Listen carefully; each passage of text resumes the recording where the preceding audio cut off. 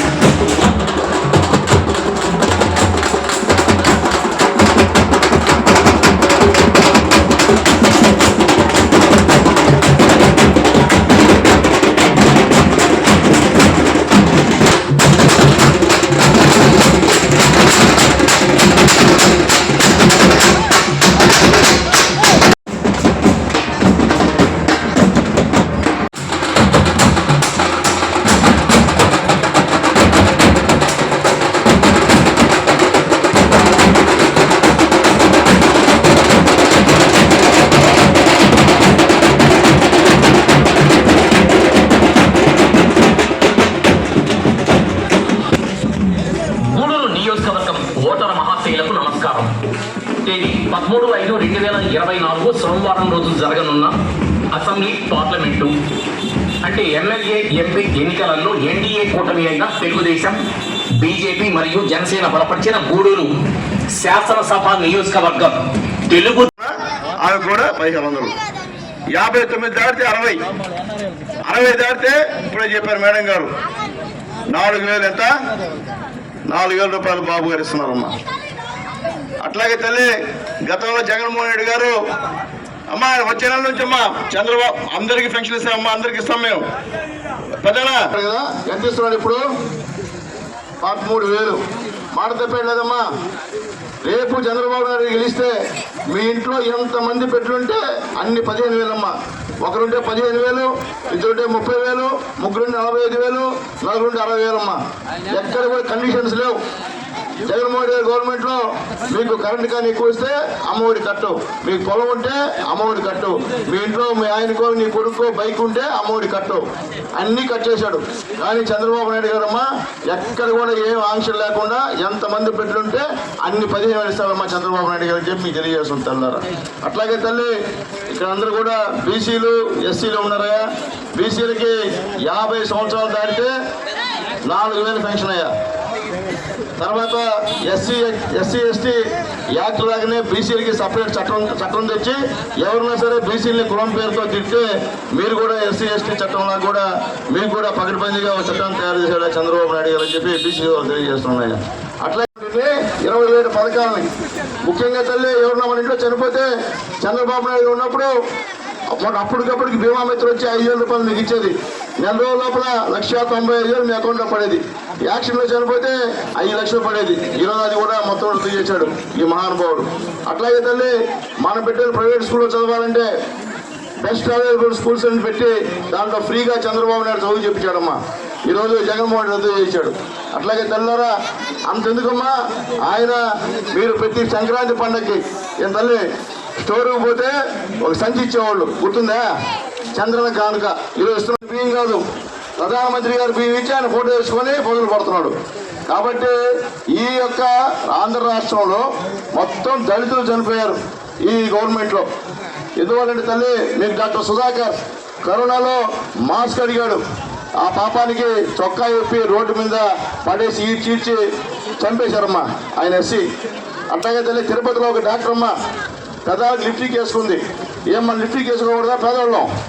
వేసుకుంటే ఆమెని గందరగోళంగా హింసించి రద్దు చేసి లాస్ట్గా ఆత్మహత్య చేసుకునేటట్టు చేసింది ఈ వైఎస్ఆర్సీపీ గవర్నమెంట్ అని చెప్పి తెలియజేస్తున్నారు. ఇట్లాగా దళితులు ఎంతో మంది ఇప్పుడు మందు తాగుతారు. మందు ఆయన ఇచ్చి పిచ్చి మందే కదా తాగి ఒక అతను అరిచాడు, ఇదేం మందా నీకు అయిపోయట్లేదు అరిస్తే మనసులో చంపేశారమ్మా ఆయన్ని.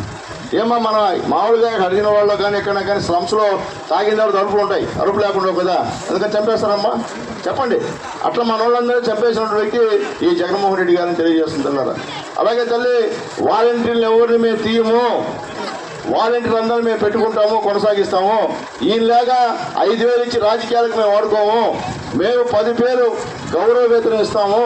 అట్లాగే వాళ్ళు ఇంకా బాగా చదువుంటే వాళ్ళకి స్కిల్ డెవలప్మెంట్ మొత్తం శిక్షణ ఇచ్చి ఇతర ఉద్యోగాల్లో కూడా వాలంటీర్లు పంపిస్తామని చెప్పి మేము తెలియజేస్తాం తల్లారా. కాబట్టి మీరు అందరూ కూడా ఆలోచించండి. ఒక్కసారి పొరపాటు చేశాం, పొరపాటు చేసినందుకే ఈ విధంగా అన్యాయంగా అనిపిస్తున్నాం, ముఖ్యంగా పేదవాళ్ళం. ఈసారి మాత్రం దయచేసి పొరపాటు చేయదు తల్లి. నేను ఎన్నో పనులు చేశా ఈ నియోజకవర్గంలో 2,250 తీసుకొచ్చి ఈ నియోజకవర్గం గడిచి పెట్టా.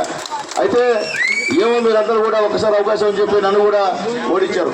నేనేం పాపం చేశాను నాకు అర్థం కావట్లే. అంటే నేను పని చేయడం తప్పైపోయింది నాకు.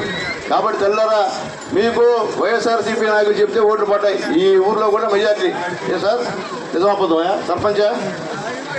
ఈ ఊర్లో కూడా మెజార్టీ. ఈ ఊర్లో ఎన్ని పనులు చేశాను నీకు తెలుసు నాకు తెలుసు. ఏం చేస్తాం, మన టైం బాగా. కాబట్టి ఈసారి తల్లి మీరు ఖచ్చితంగా సైకిల్ గుర్తుకు ఓటేయండి. ఇంకా ఎన్నో అభివృద్ధి కార్యక్రమాలు మనం చేసుకుందాం. అభివృద్ధి కావాలంటే ప్రధాని మోడీ గారు అవసరం ఉంది.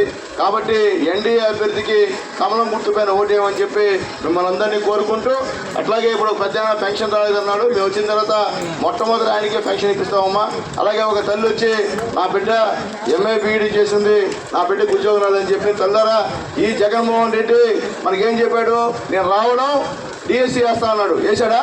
ఎలక్షన్లో ఎప్పుడు వేస్తాడు? ఎలక్షన్ కూడా ఇప్పుడు ఎట్లున్నారమ్మా ఎలక్షన్లో చేయకూడదు. అవన్నీ చేసింది జగన్మోహన్ రెడ్డి. ఆ రోజు ఆ తల్లి కూడా ఫ్యాన్గేసిన తోటు.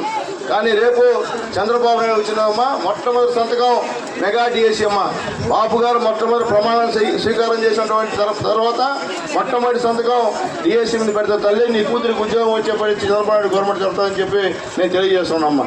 ఒక బీఈడీ ఉద్యోగం కాదు తల్లి, దాదాపు 20 లక్షల ఉద్యోగాలు ఈ రాష్ట్రంలో పిలపోతాయమ్మా చంద్రబాబు నాయుడు గెలిస్తాయని చెప్పి తెలియజేస్తున్నా. కాబట్టి యువతకు కూడా చదవమ్మా, నీ కూతురికి ఉద్యోగం వచ్చే నీకు యువకుల కింద ప్రతి నెల మీ అమ్మాయికి పంపిస్తాడమ్మా.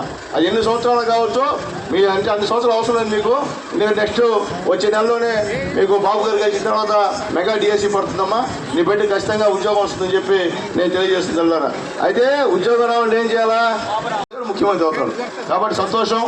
మీరందరూ కూడా ఈ చిన్న మీరందరూ కూడా తెలుసుకోవాలా, పెన్షన్లకి డబ్బులు లేక ఆపేశాడు ఆయన. డబ్బులు లేక ఆయన ఆపేశాడు.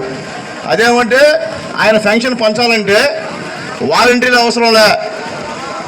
ఉద్యోగస్తులు లేరమ్మా, టీచర్లు లేరా? టీచర్లు బ్యాండ్ షాపుల దగ్గర డ్యూటీ చేసావే, ఏ ముసలి పెన్షన్ పంచమని చెప్పి పంపిలేవా? మీ సచివాలయాలు లేవా? ఒక్క సచివాలయంలో 15 మంది పనిచేస్తున్నారమ్మా. ఏ సచివాలయం ద్వారా పంచకూడదా? చెప్పండి. మీ రెవెన్యూ డిపార్ట్మెంట్ లేదా? మీ ఆర్ఐలు లేరా? మీ తలారులు లేరా?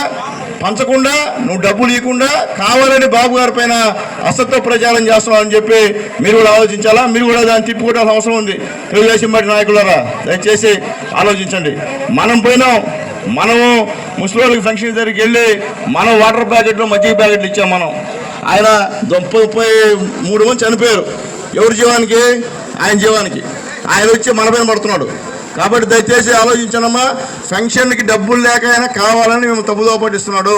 రేపు తెలుగుదేశం పార్టీ గవర్నమెంట్ వస్తే ఇప్పుడు వచ్చే వాలంటీర్ల కన్నా ముందుగా మీకు 1 గంట ముందు మీ ఇంటికి వచ్చే పెన్షన్ మీ చేతిలో పెడతామమ్మా.